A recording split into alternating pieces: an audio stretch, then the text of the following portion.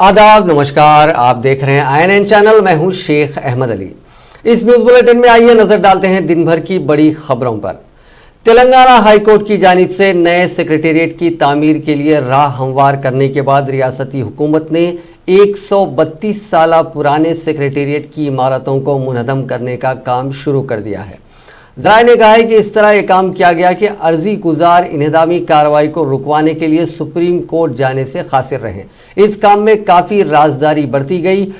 29 जून को तेलंगाना हाईकोर्ट की जानिब से इस सिलसिले में सुनाए गए फैसले के फौरी बाद सेक्रेटेरिएट कॉम्प्लेक्स के करीबी सिक्योरिटी में काफ़ी इजाफा कर दिया गया।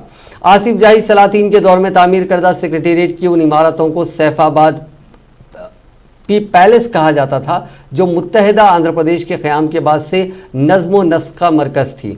इसमें नीलम संजीव रेड्डी से लेकर एन किरण कुमार रेड्डी तक तकरीबन 16 वज़राए आला ने रियासत के नज़्म व नस्क़ के इंतज़ामात को संभाला था। पुरानी सेक्रेटेरिएट की इमारतें 25 एकड़ पर फैली हुई थी और इसके 10 ब्लॉक्स थे। कदीम तरीन जी ब्लॉक की तामीर 1888 में हुई थी। डी ब्लॉक की तामीर 2003 में उस वक्त के वज़ीर आला एन चंद्रबाबू नायडू के दौर में अमल में लाई गई थी। नॉर्थ और साउथ ब्लॉक्स की तामीर का काम 2012 में किया गया था। नए सेक्रेटेरिएट की तामीर इरम मंजिल में लाई जाएगी। इसके लिए 500 करोड़ रुपए का सरफा होगा। समझा जाता है कि वज़ीर आला के चंद्रशेखर राव ने नए सेक्रेटेरिएट के कॉम्प्लेक्स की तामीर के लिए डिज़ाइन को मंजूरी दे दी है और सेक्रेटेरिएट की पुरानी इमारतों की इन्हदाम की भी मंजूरी दे दी है। तेलंगाना हाईकोर्ट ने पुरानी सेक्रेटेरिएट की इमारतों को मुनहदम करने के खिलाफ दाखिल करदा अर्जियों की समाअत करते हुए इस सिलसिले में रियासती काबीना की जानिब से किए गए फैसले पर किसी भी किस्म की मुदाखलत से इनकार कर दिया था, जिसके फौरी बाद रियासती हुक्काम ने पुराने सेक्रेटेरिएट की इमारतों के सामान की मुंतकली का काम शुरू कर दिया था। ताहम इस सेक्रेटेरिएट की जगह नए सेक्रेटेरिएट की तामीर की राह हमवार हो सके। समझा जाता है कि चीफ सेक्रेटरी सोमेश कुमार ने महकमे रोड्स एंड बिल्डिंग्स के साथ इजलास मुनक़िद करते हुए इस मसले का जायजा लिया। मंगल की सुबह भारी मशीनों के जरिए पुरानी सेक्रेटेरिएट की इमारतों के इन्हदाम का काम शुरू किया गया, जो तेजी के साथ जारी है। ज़राए ने कहा कि यह काम चारशंबे की सुबह तक मुकम्मल कर लिया जाएगा, जिसके बाद मलबे की सफाई का काम किया जाएगा। तवक्को है कि नए सेक्रेटेरिएट की तामीर का काम श्रावणम जैसे मुक़द्दस मौके पर किया जाएगा। मंगल की सुबह सेक्रेटेरिएट के समता ब्लॉक से इन्हदामी कार्रवाई शुरू की गई, जिसके बाद सेक्रेटेरिएट की खस्ता इमारतों को मुनहदम करने का काम किया गया। पुलिस ने सेक्रेटेरिएट जाने वाले रास्तों का मुहासिरा किया और काम के मकाम पर तकरीबन 1 किलोमीटर तक ट्रैफिक पाबंदियां आयद कर दी। खैरताबाद, रविंद्र भारती, हिमायत नगर, टैंक बंड और दीगर इलाकों में बैरिकेड्स लगा दिए गए थे। पीसीसी सदर व रुकने पार्लियामेंट नलगुंडा उत्तम कुमार रेड्डी ने सेक्रेटेरिएट की मौजूदा इमारत को मुनहदम करने की कार्रवाई पर अपने शदीद रद्द अमल का इजहार किया। अपने क़यामगाह पर पार्टी के दीगर कायदीन के साथ प्रेस कॉन्फ्रेंस से खिताब करते हुए उत्तम कुमार रेड्डी ने आज के दिन को रियासत की तारीख का अफसोसनाक दिन करार दिया। उन्होंने कहा कि चीफ मिनिस्टर चंद्रशेखर राव तौहम परस्ती में 4 करोड़ अवाम की जिंदगियों से खेल रहे हैं। हुकूमत अगर गलतियां करती हैं तो अदालतें उनको दुरुस्त करती थी, लेकिन अब अदालतों पर से भी भरोसा उठता जा रहा है। हाईकोर्ट के फैसले पर सुप्रीम कोर्ट में समाअत के दौरान ही सेक्रेटेरिएट की इमारत को मुनहदम कर देना हुकूमत की सोच है। तेलंगाना की तारीख का आज स्याह दिन है। मुलाजिमीन को तनख्वाहों की अदायगी के लिए रकम नहीं है। ऐसे में 500 करोड़ रुपए से सेक्रेटेरिएट की इमारत तामीर करने की क्या ज़रूरत है। उन्होंने कहा कि एक ख़ानदान की ज़रूरत के लिए तेलंगाना के तमाम अवाम को मुश्किलात का सामना करना पड़ रहा है। चीफ सेक्रेटरी सोमेश कुमार के ताल्लुक से उन्होंने कहा कि उन्होंने चीफ मिनिस्टर के साथ साजबाज की है और 20 आला ओहदेदारों को कुचलकर सोमेश कुमार को चीफ सेक्रेटरी का ओहदा दिया गया। सोमेश कुमार चीफ सेक्रेटरी के ओहदे के लिए अनफिट हैं। उन्होंने कहा कि गवर्नर की तलबी पर राजभवन ना जाते हुए सोमेश कुमार ने दस्तूर की तौहीन की है। उन्होंने कहा कि हैदराबाद में कोरोना वायरस तेजी के साथ फैल रहा है। ऐसे में चीफ मिनिस्टर का कोई पता नहीं है। कोरोना वायरस के मामलात में हुकूमत की जानिब से पेश किए जाने वाले आदाद व शुमार और ज़मीनी हक़ाइक़ में काफ़ी फ़र्क पाया जाता है। पीसीसी सदर ने कहा कि चीफ मिनिस्टर के साथ चंद आईपीएस और आईएएस ओहदेदार साजबाज हो गए हैं। चीफ मिनिस्टर की खुफिया साजिश में हिस्सेदार बनने वाले ओहदेदारों को मुहासिबा करना चाहिए। उन्होंने कोरोना वायरस को आरोग्यश्री स्कीम में शामिल करने का मुतालबा किया, वरना अवामी एहतजाज शुरू करने का इंतबाह दिया। ఒక్క కుటుంబం బాగుపడడానికి మనందరం బలైపోవాలా? సమాజంలో అన్ని వర్గాలు ఇది సెక్రటరీ ఎవరి ఆస్తి? ఇది అందరూ ఉమ్మడి ఆస్తి. కూలబట్టి వేల కోట్లు ఖర్చు పెట్టి ఆడ కొత్త బిల్డింగ్ ఎవరికి అవసరం? ఇంత విలాసవంతమైన జీవితం ఎవరికి అవసరం? 1,00,000 స్క్వేర్ ఫీట్ ఇల్లు ఎవరికి అవసరం? ₹1,00,00,000 కార్లు ఎవరికి అవసరం? చార్టర్డ్ ఫ్లైట్లు ఎవరికి అవసరం? కల్వకుంట్ల కుటుంబాలు ఇంకెవరికి ఈ రాష్ట్రంలో కాదు. ఇది really it's a very sad day. నేను ఒక రాజకీయ तेलंगाना कानून साज काउंसिल के साबिक अपोजिशन लीडर मोहम्मद अली शब्बीर ने कहा कि गवर्नर को आंध्र प्रदेश रीऑर्गेनाइजेशन एक्ट के सेक्शन 8 के तहत अपने इख्तियारात का इस्तेमाल करते हुए हैदराबाद में फौरी हेल्थ इमरजेंसी नाफिज करनी चाहिए। मीडिया से बात करते हुए उन्होंने कहा कि आवाम की शिकायत पर गवर्नर ने चीफ सेक्रेटरी को तलब किया था, लेकिन सोमेश कुमार ने दस्तूर की खिलाफ वर्जी करते हुए हाजिर होने से इनकार कर दिया। उन्होंने कहा कि वजीर आला चंद्रशेखर राव की मिसाल उस बादशाह की तरह है जो उस वक्त बांसुरी बजा रहा था जब सारा रोम जल रहा था। उन्होंने सवाल किया कि चोरों की तरह आधी रात को सेक्रेटेरिएट मुनज़्ज़म करने की क्या जरूरत थी। मुस्लिम खबरस्तान जबो हिंदू शमशान घाट जबो क्रिश्चियन वाला జర్నలిస్ట్ హాస్పిటల్ లోపలికి వెళ్ళి చెప్పి పంపుతున్నారు మా గతి ఏమవుతుంది అని. డాక్టర్స్ ఏడ్చుకుంటా చెప్తున్నారు మా పరిస్థితి ఏముంది అని. ఇంకా ఎవరు చెప్పాలా? డాక్టర్లు, జర్నలిస్టులు, పాలిటీషియన్లు. అందు గురించి గవర్నర్ గారు మంచి స్టెప్ తీసుకున్నారు. కానీ మీరు తక్షణమే ఈ రిజాల్వ్ ఇష్యూ కావాలా, ఇక్కడ ప్రజలకు న్యాయం కావాలా, వీళ్ళను సౌభక్తులు ఉన్న వాళ్ళకు న్యాయం జరగాలంటే నేను మన ఊరుకు పోయినప్పుడు మా ప్రెసిడెంట్ గారు ధర్నా చేసి చేయమంటే పోయినప్పుడు ఒక కృష్ణ అనే వ్యక్తి, కృష్ణ బాగున్నావా, వ్యవసాయం మీకు నాటు వేసినావు అంటే ఇక్కడ నాటు ఏం వేస్తాం సార్, సస్తమో బతుకమో అదే పక్క లేదు, ఇంకా ఇక్కడ అది ఉంది అని ఆ భయంతో మాట్లాడి చెప్తున్నాడు. మేము ఉంటామో పోతామో ఇంకెక్కడ భూమి ఇక్కడ నాటి एक एग्जाम्पल हिंदी में है, इंग्लिश में भी है. अंत रात्रि पूट पड़गొట్టి మీరు సెక్రటరీ పడగొట్టే అంత భయం ఎందుకు లేదు? పోలీసు వాళ్ళు వచ్చి చెప్పాడే తెలియదు. పొద్దున పోలీసు వాళ్ళు ఇంటికి వచ్చి కానీ జారీ సార్ ఎందుకు ఎక్కడ పోవాలా ఇంత పొద్దుగా మేము లేదా సార్ సెక్రటరీ డిమాలిషన్ చేస్తున్నాం రాత్రి. पीसीसी के कारगुजार सदर व मलकाजगिरी के रुकन पार्लियामेंट ए रेवंत रेड्डी ने कहा है कि रियासत में हुकूमत बहरान का शिकार हो चुकी है। मीडिया से बात करते हुए उन्होंने कहा कि केसीआर के कोरोना वायरस से मुतासिर होने की खबरें मिल रही हैं। उन्होंने मुतालबा किया कि वजीर आला का फौरन हेल्थ बुलेटिन जारी किया जाए, क्योंकि वजीर आला के सेहत से मुतालिक तफसीलात को खुफिया रखना जुर्म है। उन्होंने कहा कि रियासत में फिलहाल कोई सरगर्म वजीर आला नहीं है। अगर केसीआर हुकूमत चलाने के मौक़िफ़ में नहीं है तो आर्जी तौर पर किसी और को चीफ मिनिस्टर मुकर्रर किया जाए। उन्होंने कहा कि केटीआर या हरीश राव या फिर ईटला राजेंद्र को आर्जी वजीर आला बनाए जाने पर किसी को एतराज़ नहीं होगा। उन्होंने कहा कि रियासत में कोरोना वायरस के वक्त वजीर आला फार्म हाउस में छुप गए हैं। 28 जून से केसीआर का कोई पता नहीं है। लॉकडाउन पर काबीना का इजलास मुनक्किद करने की बात कही गई थी, लेकिन 10 दिन गुजर चुके हैं और कुछ भी नहीं हुआ। अवाम गैर यकीनी सूरत हाल से दो चार हैं। उन्होंने मुतालबा किया कि गवर्नर को इस मामले में मुदाखलत करने की ज़रूरत है। కార్యక్రమాలను పక్కన పెట్టి ఇయాల కరోనాకు సంబంధించిన అంశాన్ని ప్రభుత్వం వార్ ఫుట్ మీద తీసుకోవాలి. ఇది వర్షాకాలం. ఈ వర్షాకాలం సందర్భంగా వర్షాలు వచ్చినప్పుడు తండాలలో, గూడాలలో, మారుమూరు పల్లెల్లో, బస్తీలలో ఉండే వాళ్ళకు అంటు రోగాలు విపరీతంగా వ్యాప్తి చెందే అవకాశం ఉంది. దానికోసం ఒక ప్రత్యేక కార్యాచరణ ఉండాలి. అదే విధంగా ఇయాల ఈ కరోనాను ఎదుర్కోవడానికి ప్రభుత్వం దగ్గర కార్యాచరణ ఉండాలి. ఏ కార్యాచరణ లేదు. ముఖ్యమంత్రి గారు లేరు. ముఖ్యమంత్రి గారు పారిపోయారు, ఫామ్ హౌస్ లో దాచుకున్నారు. ఈ రాష్ట్రానికి దిక్కెవరని నేను అడుగుతున్నా. ఎవరు చెప్పేది వినరు, ఎవరితోని మాట్లాడేది ప్రభుత్వం. గవర్నర్ గారు పిలిస్తే అధికారులు రారు. మరి ఇంత సంక్షోభం ఉన్నప్పుడు కేంద్ర ప్రభుత్వం ఏం చేస్తుంది? కిషన్ రెడ్డి గారు ఉపన్యాసాలు చెప్తున్నాడు. भारतीय जनता पार्टी तेलंगाना के तर्जुमान आला के कृष्णा सागर राव ने कहा कि मुल्क में कोरोना वायरस कहर पर मरीजों के लिए नई इमारतें हासिल की जा रही हैं, लेकिन केसीआर मौजूदा सेक्रेटेरिएट की इमारत को मुनहदम कर रहे हैं। एक बयान में उन्होंने कहा कि केसीआर का तर्ज अमल ताज्जुब खैज और अफसोसनाक है। कोविड-19 के मरीजों के लिए 25,000 बेड्स का खदीम सेक्रेटेरिएट में हुकूमत इंतजाम कर सकती है, लेकिन इसके बजाय इस इमारत को ही मुनहदम किया जा रहा है। ప్రభుత్వ వైఖరి, ముఖ్యమంత్రి కేసీఆర్ గారి వైఖరి చాలా ఆశ్చర్యకరంగా, ఆందోళనకరంగా ఉన్నది. బాధ్యత రాహిత్యంగా, ప్రజలకు జవాబుదారీతనం లేకుండా వారి ప్రవర్తన, వారి కార్యక్రమాలు ఉన్నాయి. దాన్ని తీవ్రంగా భారతీయ జనతా పార్టీ ఖండిస్తా ఉన్నది. ఇది ఎట్టి పరిస్థితుల్లో కూడా యాక్సెప్టబుల్ కాదు. ఎవరు ఆమోదించరు మీరు చేసే పనులని.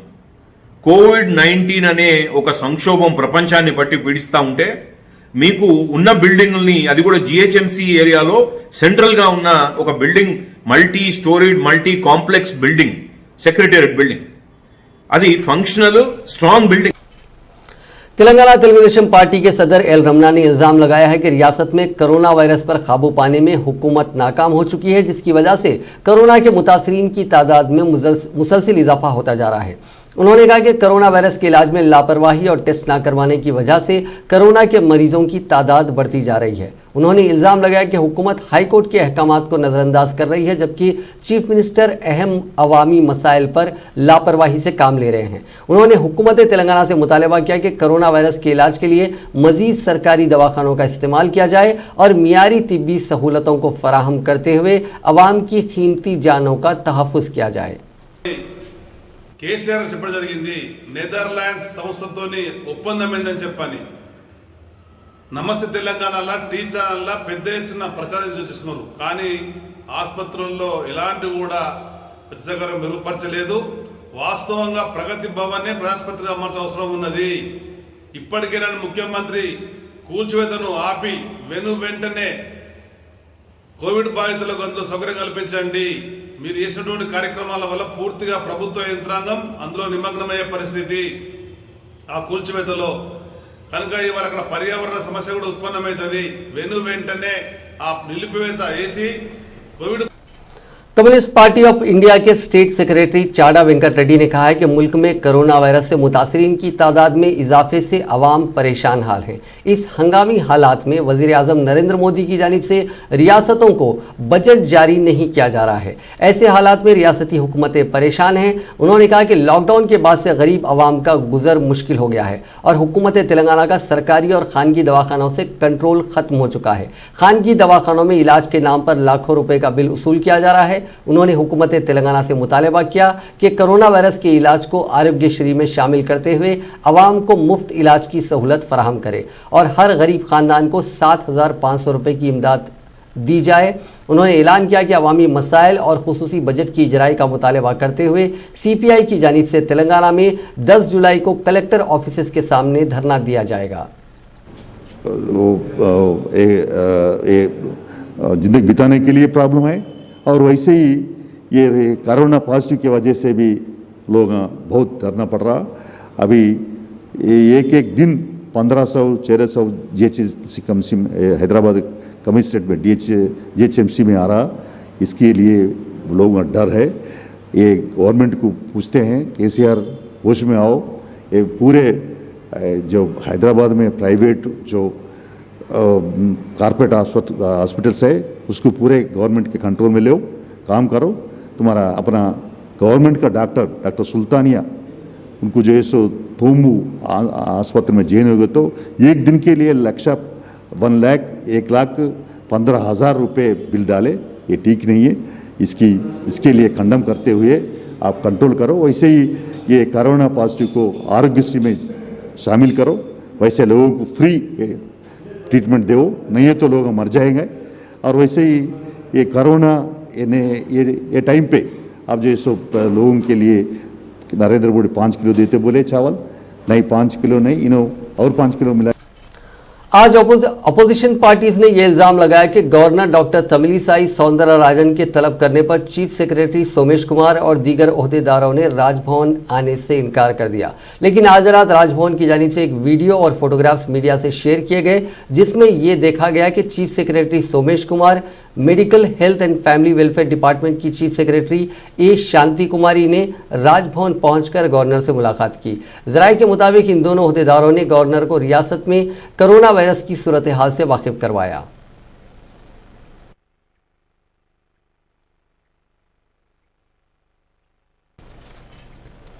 टीआरएस लेजिस्लेचर पार्टी ने कांग्रेस की जानिब से नए सेक्रेटेरिएट की तामीर पर की जाने वाली तनकीदों को मुस्तरद करते हुए वाज़ेह किया कि टीआरएस पार्टी ने नए सेक्रेटेरिएट की तामीर का आवाम से वादा करते हुए इस वादे को अपनी पार्टी के इंतखाबी मंशूर में शामिल किया था।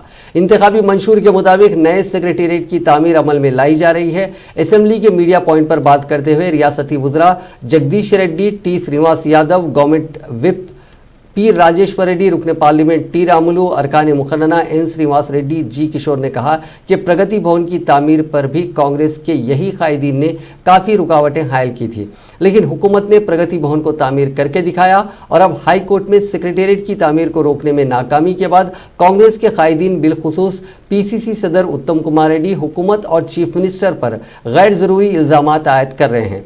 इन कायदीन ने कहा कि इंतखाबी मंशूर के मुताबिक टीआरएस हुकूमत तमाम वादों को पूरा कर रही है।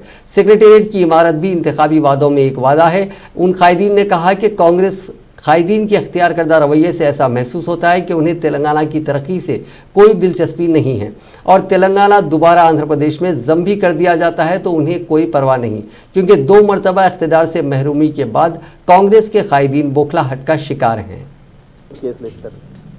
ఒకవైపు పాలమూరులో ప్రజలు 14 లక్షల మంది వలసలు పోతే ఆ పాలమూరుని కాపాడుకోవడానికి అక్కడ ప్రాజెక్టులు పూర్తి చేస్తామంటే దానిపైన కూడా పక్క రాష్ట్రానికి ఉప్పందించే పద్ధతుల్లో దుర్మార్గంగా ప్రవర్తించారు మీ కాంగ్రెస్ పార్టీ నాయకులు. అక్కడ కూడా కేసులు వేసారు. పాలమూరు ప్రజల ఉసురు మళ్ళొకసారి ఇక తగిలేటట్లు చేశారు. మీ పరిపాలన కాలంలో నాశనం చేసింది కాదు, టీఆర్ఎస్ బాగు చేస్తామంటే కూడా అడ్డం పడ్డారు. 24 గంటల విద్యుత్ ఇస్తే వద్దని చెప్పి ధర్నాలు చేశారు గొప్ప మహానుభావులు మీరు. యాదాద్రి పవర్ ప్లాంట్ నిర్మాణం మరి ప్రభుత్వాన్ని లేకపోతే ఆ కుటుంబాన్ని విమర్శించాలనేటువంటి ఒకటే తలంపు. సెక్రటేరియట్ కడితే వాళ్ళకు వచ్చిన బాధ ఏంది?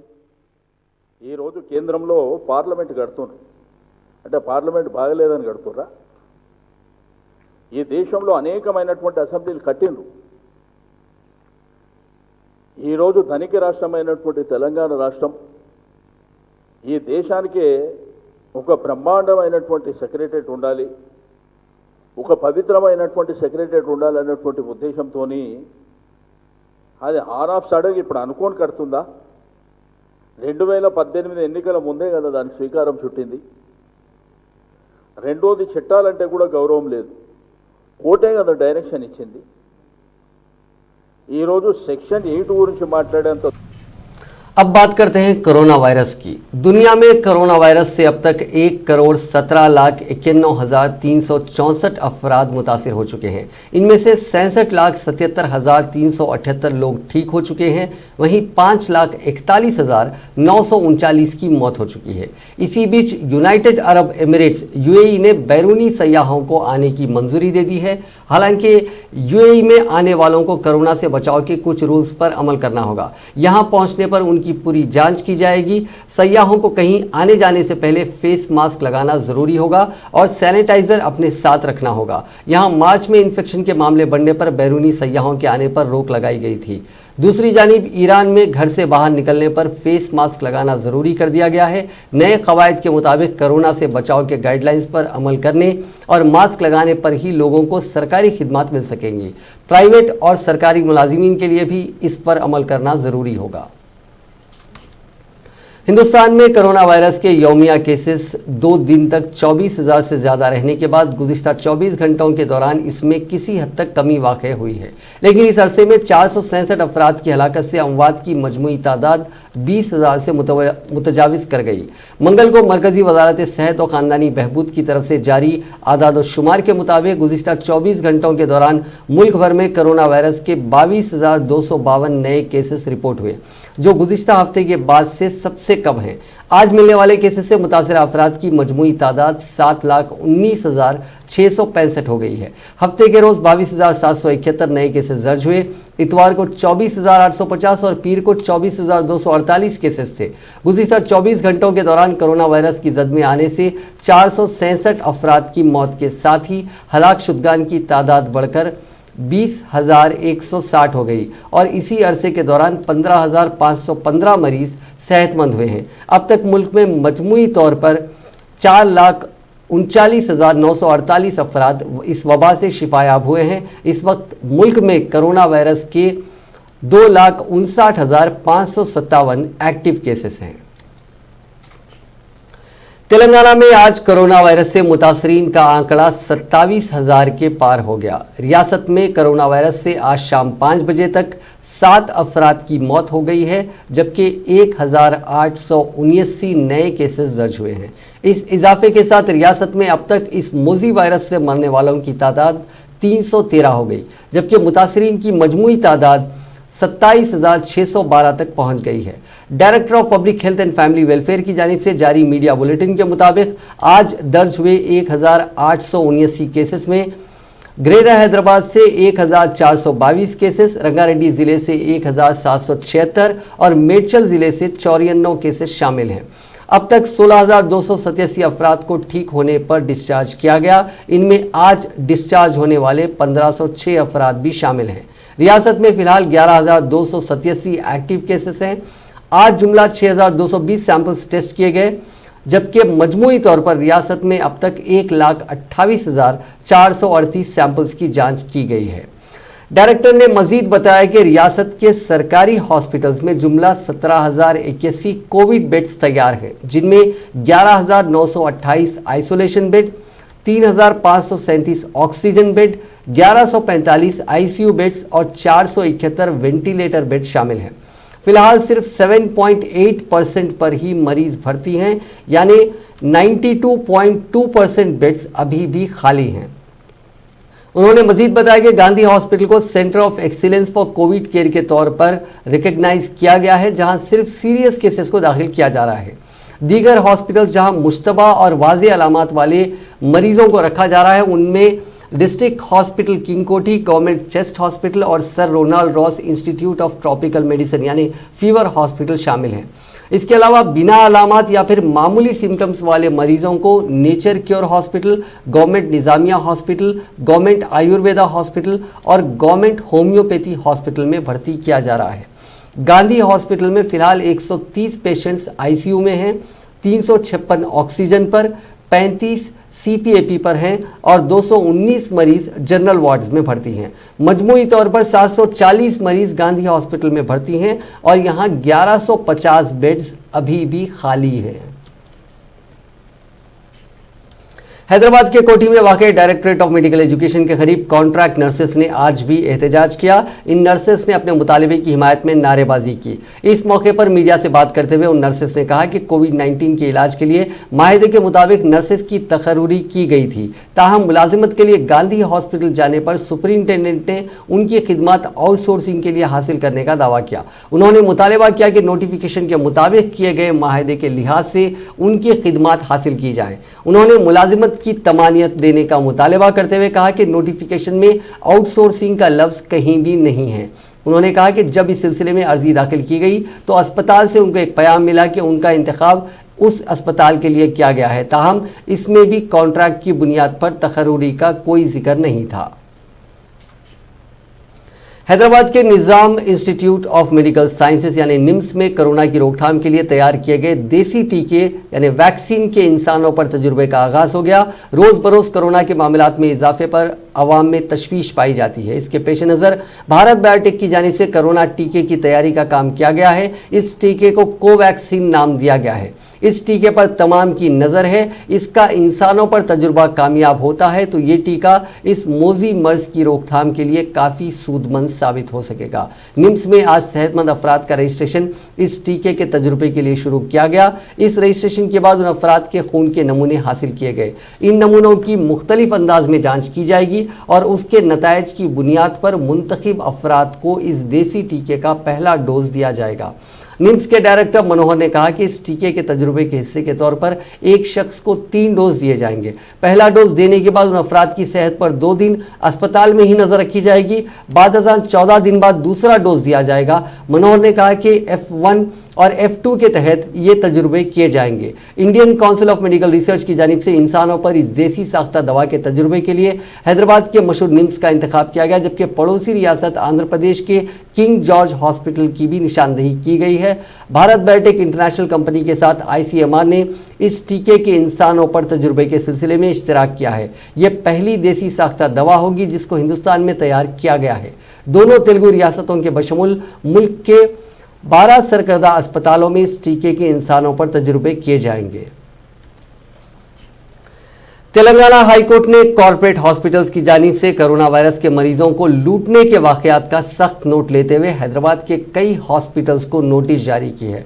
कॉरपोरेट हॉस्पिटल्स के रवैये के खिलाफ दाखिल होने वाली एक दरखास्त की समाअत करते हुए अदालत ने यशोदा केयर सनशाइन हॉस्पिटल को नोटिस जारी करते हुए 14 जुलाई के अंदर जवाब देने की हिदायत दी है। अदालत ने कहा कि खानगी और कॉर्पोरेट हॉस्पिटल्स को कोरोना वायरस के मरीजों को कितना चार्ज करना है, इस सिलसिले में हुकूमत की जानिब से जियो जारी करने के बावजूद जायद चार्ज वसूल करना ताज्जुब खैज है। अदालत ने हुकूमत को भी नोटिस जारी करते हुए 14 जुलाई तक जवाब दाखिल करने की हिदायत दी है।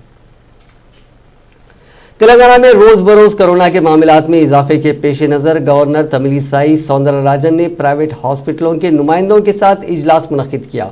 वीडियो कॉन्फ्रेंसिंग के जरिए हुए इस इजलास में कोविड-19 के इलाज, बिस्तरों, जांच, बिल्स, अवामी शिकायत का गवर्नर ने जायजा लिया। रियासती दारुल हुकूमत हैदराबाद में कोरोना वायरस की जाँच और उसका इलाज करने के लिए प्राइवेट हॉस्पिटल्स की जानिब से भारी बिल्स अवाम से वसूल किए जा रहे हैं।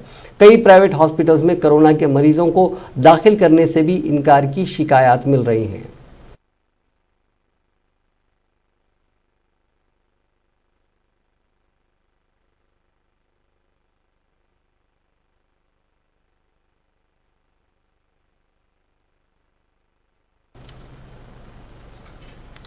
कोरोना बीमारी को लेकर लगातार मुताले और तहकीक भी हो रही है, जिनसे नए नए इंकशाफात हो रहे हैं। ताज़ा तरीन तहकीक में कहा गया है कि कोरोना वायरस से सिर्फ फेफड़े ही मुतासिर नहीं हो रहे हैं, बल्कि इसकी वजह से जिस्म के कई हिस्सों की नसों में खून के थुक्के यानी क्लॉट्स भी जमने लगे हैं। फ्रांस में हुई इस ताज़ा तहकीक में कहा गया है कि कोरोना के बेहद संगीन मरीजों में देखा गया है कि उनकी नसों में खून की क्लॉटिंग हो गई थी। तहकीक में बताया गया है कि एक अस्पताल में कोरोना के तकरीबन 100 मरीज थे, जिनमें से 23 काफ़ी संगीन हालात में थे। उन 23 मरीजों के फेफड़ों की धमनियों में खून के थुक्के जम गए थे।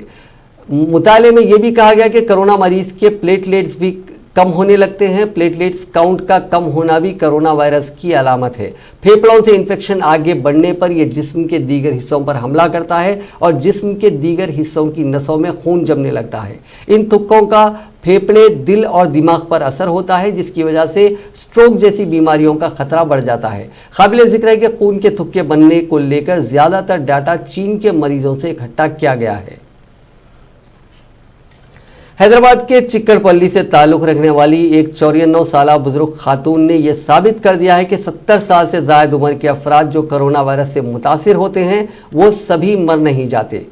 पी विजय लक्ष्मी नामी इस बुजुर्ग खातून ने हुकूमत तेलंगाना की जानिब से चलाए जाने वाले गांधी हॉस्पिटल में कोरोना वायरस का इलाज करवाया और सेहतियाब होने के बाद उन्हें हॉस्पिटल से फारिग कर दिया गया। इस खातून ने बताया कि गांधी हॉस्पिटल अच्छा है और यहाँ के डॉक्टर्स और नर्सेस रोज़ाना वार्ड्स में आते थे और सैनिटरी अरकान भी रोज़ाना दवाखाने की साफ़ सफाई करते थे। दवाखाने की जानिब से सेहत बख्श ग़िज़ाएँ भी रोज़ाना मुहैया करवाई जा रही थी। पीर को तेलंगाना में कोरोना के 1831 नए मामले दर्ज हुए थे और 11 लोगों की मौत हुई थी। सोशल मीडिया पर आज एक वीडियो काफ़ी वायरल हो रहा है। इस वीडियो में हेल्थ वर्कर्स और पुलिस एहलकार कोरोना वायरस से मुतासिर एक शख्स को अपने साथ अस्पताल ले जाने के लिए आए हैं, लेकिन वो उनके साथ जाने के लिए तैयार नहीं है। ये साफ नहीं है कि ये वीडियो किस वक्त का है और किस तेलुगु रियासत का है, लेकिन इस वीडियो से एक सबक ज़रूर मिलता है कि आम लोगों में कोविड-19 का कितना खौफ है और ये भी आम लोग इलाज के लिए अस्पताल जाने से कतरा रहे हैं।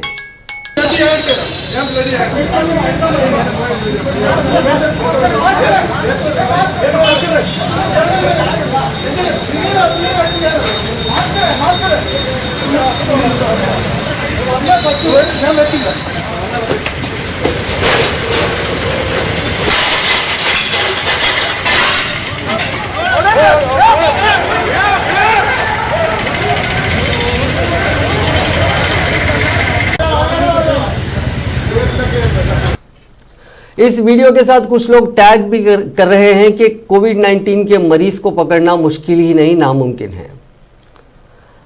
7 मई को विशाखापट्टनम के आर वेंकटपुरम गांव में एलजी पॉलीमर्स में गैस लीकेज हुई थी और इस सिलसिले में मकामी पुलिस ने आज कंपनी के सीईओ और डायरेक्टर समेत 12 अफराद को गिरफ्तार कर लिया है। इस सानेहे में 11 अफराद की मौत हुई थी जबकि 1000 से ज्यादा अफराद हलाक हुए थे।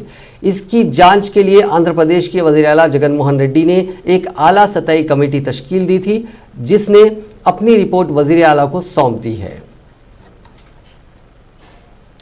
कुवैत हुकूमत मुल्क में काम करने वाले बैरूनी शहरियों की तादाद कम करना चाह रही है। इसके लिए एक कानून का मसौदा तैयार किया गया है। इस कानून का सबसे बड़ा असर हिंदुस्तानी शहरियों पर हो सकता है। कुवैत में अभी करीब 10 लाख हिंदुस्तानी शहरी रहते हैं। हालांकि इस कानून का असर कुवैत में काम करने वाले सभी मुल्कों के शहरियों पर होगा, लेकिन सबसे ज़्यादा हिंदुस्तानी शहरी मुतासिर होंगे क्योंकि बैरूनी शहरियों में सबसे बड़ी तादाद हिंदुस्तानियों की ही है। अगर यह कानून पास हो गया तो मुमकिन है कि 3 से 4 लाख हिंदुस्तानियों को कुवैत छोड़ना पड़ सकता है। कुवैत की जुमला आबादी 48 लाख है। इस आबादी में सिर्फ 30% कुवैती हैं और 70% बैरूनी ममालिक के शहरी हैं, लेकिन माशी हालात की वजह से अब वहां बैरूनी शहरियों के खिलाफ जज्बात उभर रहे हैं, जिसकी वजह से हुकूमत को इस मसले पर ध्यान देना पड़ा।